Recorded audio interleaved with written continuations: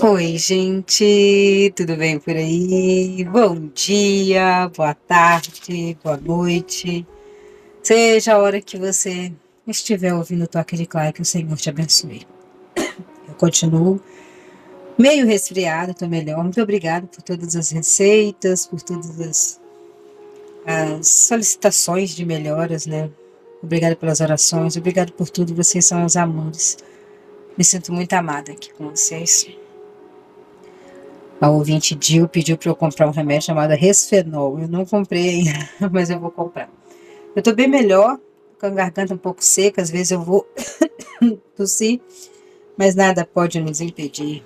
Esse capítulo é um capítulo muito legal. A partir de agora nós começamos a falar sobre a parte histórica de Isaías. Nós vamos do 36 ao 39, a gente vai falar sobre mais uma parte mais densa, mais histórica. E esse capítulo em específico é um capítulo muito psicológico, é um terror psicológico. Os inimigos colocam medo no nosso coração. Antes de atacar o nosso corpo, antes de atacar a nossa vida, eles atacam a nossa mente. E é exatamente isso que acontece aqui. Então, várias promessas se cumprindo e a gente vai ver aqui juntos. Que o Senhor fale conosco, que a gente seja transformado pelo Senhor. Que a gente aprenda alguma coisa, que a gente não perca esse tempinho que a gente vai ficar aqui, mas que seja grande para a nossa alma. No ano 14 do reinado de Ezequias, de Judá, Senequeribe, o rei da Síria, atacou todas as cidades de Judá, que eram protegidas por muralhas, e as conquistou. Depois, ele mandou que o comandante do seu exército fosse de Laquis a Jerusalém, com uma enorme força militar, para exigir que o rei Ezequias se entregasse. O comandante ocupou a estrada onde os tintureiros trabalham, perto do canal que traz água do açude de cima. Esse versículo é o cumprimento de uma promessa. E a gente não pode passar batido por isso aqui. Nós não podemos passar batido por isso aqui, porque a Bíblia ela vai se completando. Ela faz a profecia e ela se cumpre. E você consegue ver com os olhos espirituais abertos, você percebe a localização geográfica dessa situação. O rei Senequeribe é aquele ordinário que Ezequias raspou as paredes do templo para pegar o ouro e dar para ele, para poder agradar ele, para ele não atacar. Ele pegou o ouro e atacou. Da mesma forma, tomou conta de Judá toda. E depois ainda mandou os oficiais lá, o oficial próprio, para entrar na mente das pessoas do rei. Ele tinha uma pessoa, o exército, comandante do exército, era tipo um copeiro, uma pessoa de confiança do rei. E ele mandou ele pessoalmente lá em Judá pedir para os funcionários do rei Ezequias que ele se entregasse. Ele fala várias coisas que a gente vai ler aqui, e você vê que é um terror psicológico mesmo. Antes de atacar e roubar e matar todo mundo ali, ele trabalha na nossa mente, exatamente como o adversário das nossas almas faz. Muito difícil, quase impossível ele chegar e te passar a perna assim, de repente, te machucar, te dar um soco.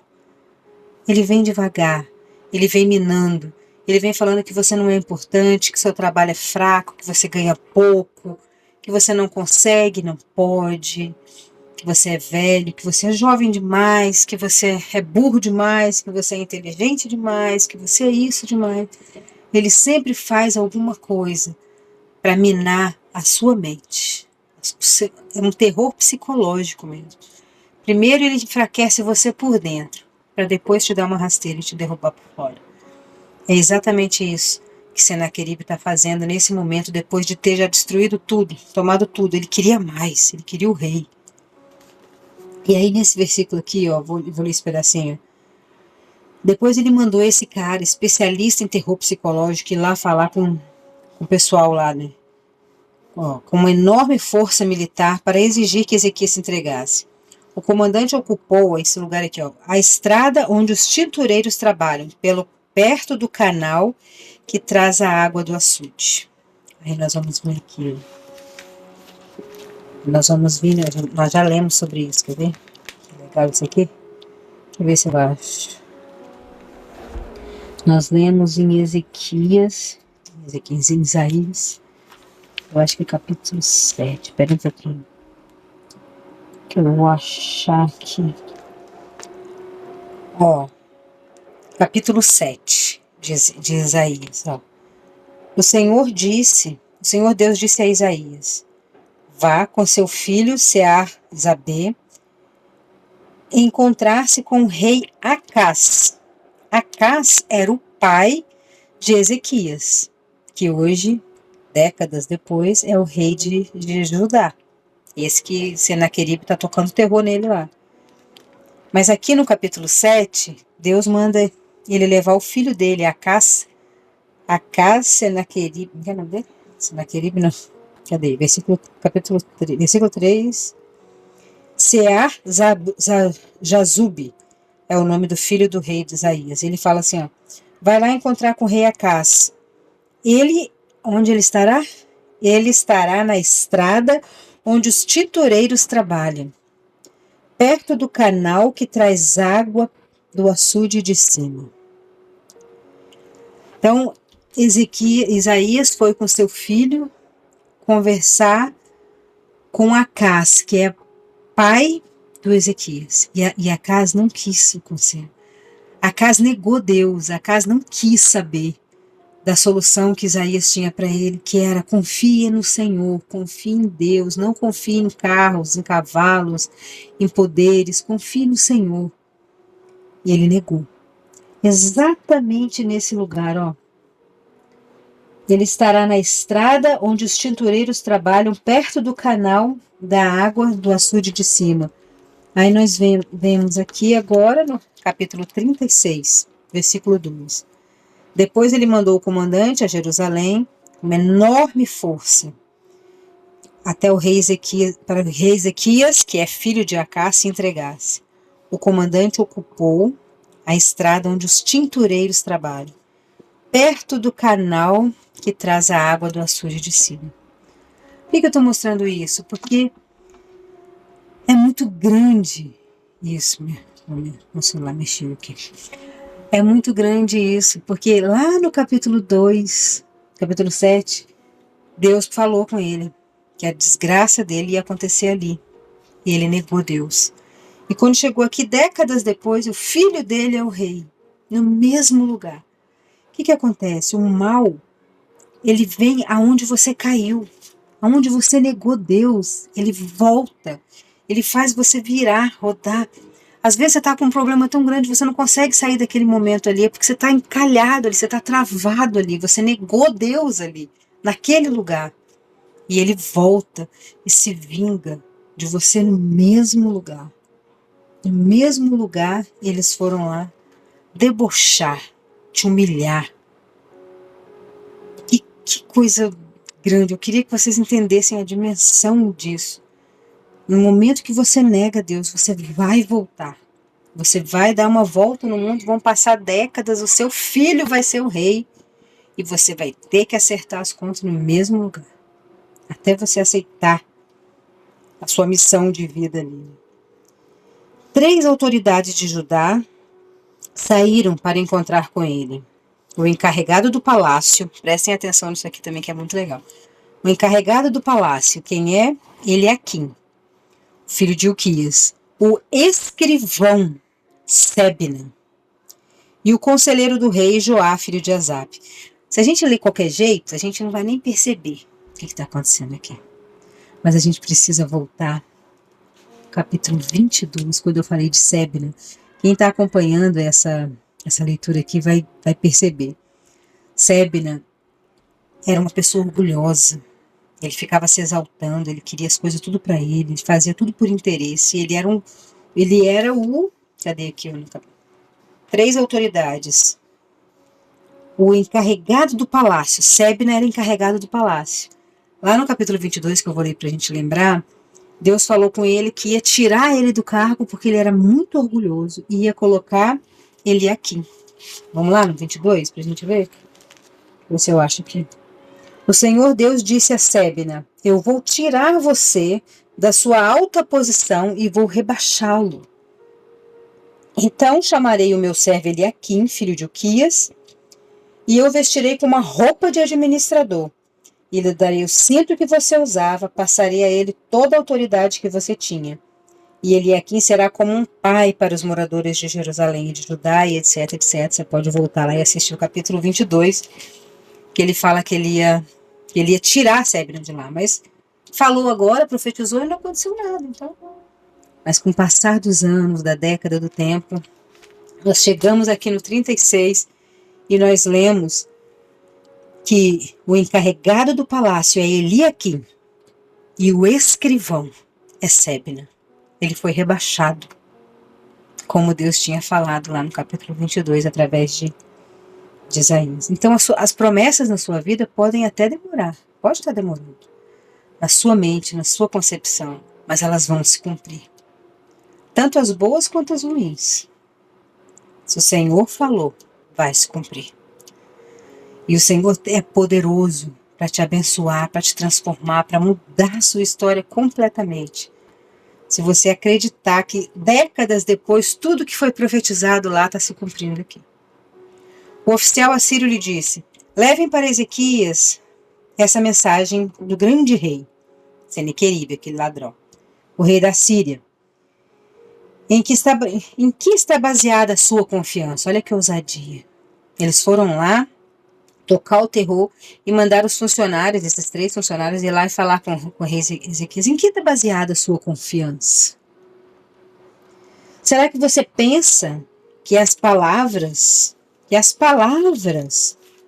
podem tomar o lugar da experiência militar e da força? Será que você pensa isso? Quem você pensa que vai ajudá-lo na sua revolta contra o rei da Síria? Você está confiando na ajuda do Egito, mas isso é o mesmo que usar um caniço como bengala. Isso é, ele vai quebrar e vai furar a sua mão. Esse versículo aqui é outra coisa, esse capítulo é muito rico, né? Esse versículo aqui é muito legal quando ele fala, vai usar o caniço como uma bengala, e ela vai quebrar e vai furar a sua mão. É o que Isaías vem falando desde o começo do livro. Pare de confiar nas coisas desse mundo, no seu trabalho, na sua família, na sua saúde, nas forças do seu próprio braço. É como um caniço, ele vai quebrar e vai furar a sua mão. Pare de usar as coisas como bengala, confie no Senhor, confie em Deus, confie no Criador, confie naquele que te formou e te trouxe para cá com uma missão. Você tem uma missão aqui. Pare de confiar nas coisas do mundo. E esse cara está aqui debochando das pessoas e falando, você está confiando em quem? Quem que você está confiando? Num caniço que vai quebrar? Sim, é Faraó, o rei do Egito.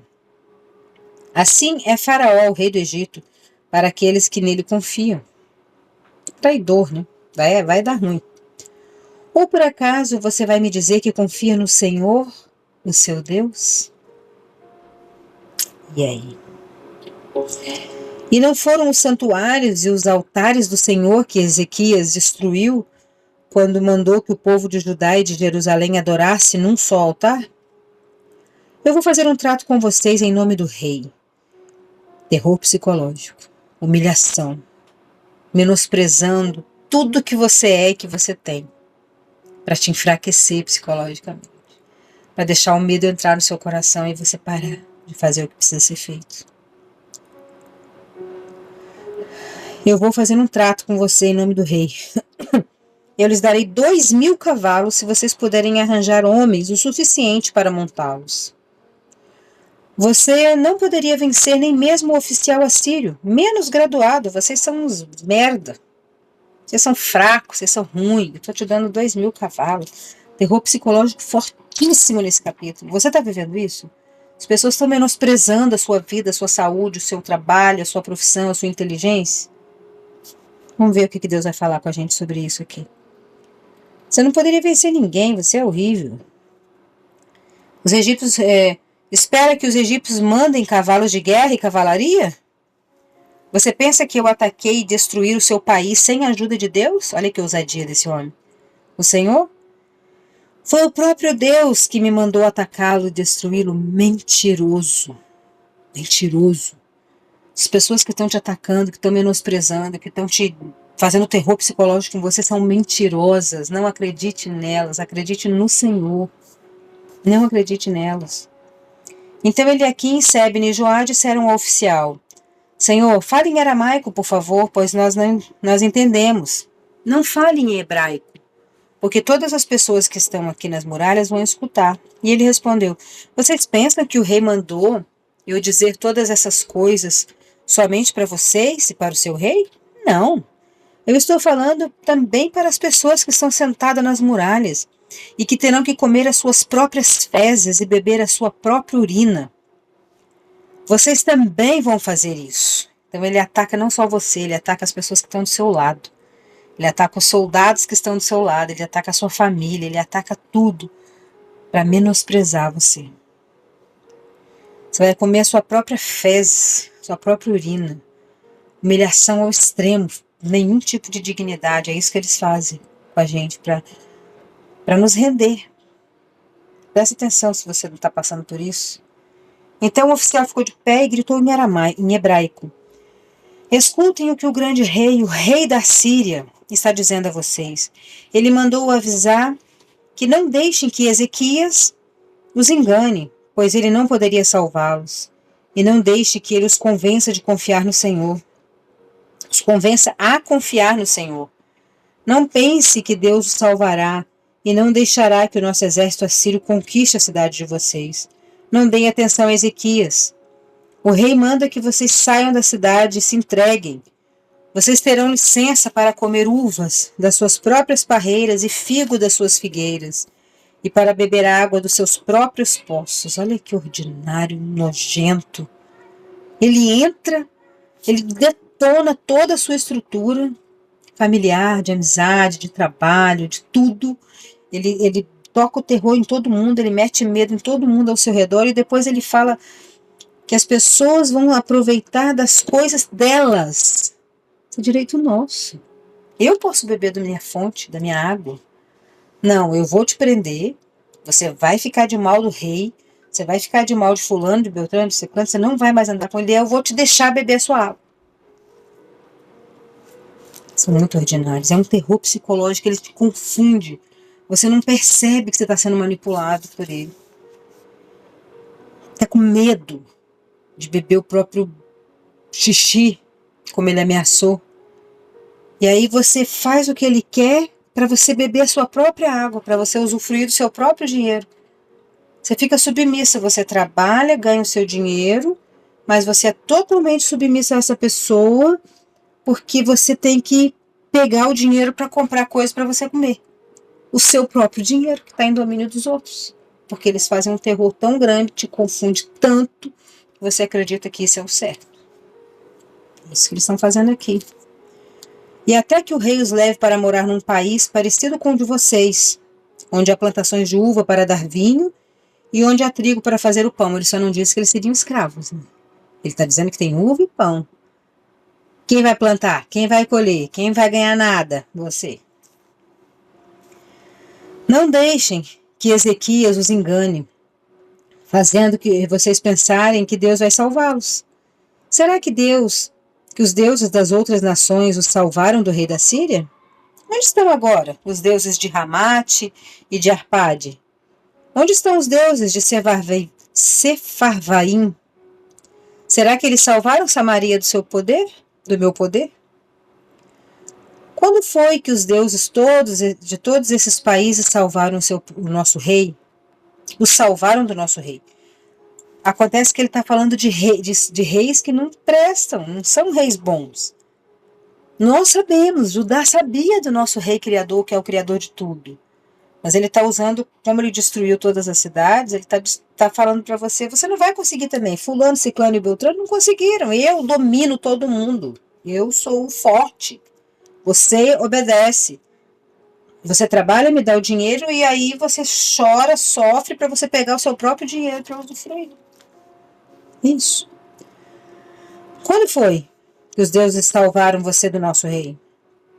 O que é, então, que vocês pensaram vocês pensarem que o Senhor... Peraí. O que é então que faz vocês pensarem que o Senhor pode salvar Jerusalém do poder dele? O Senaqueribe, né?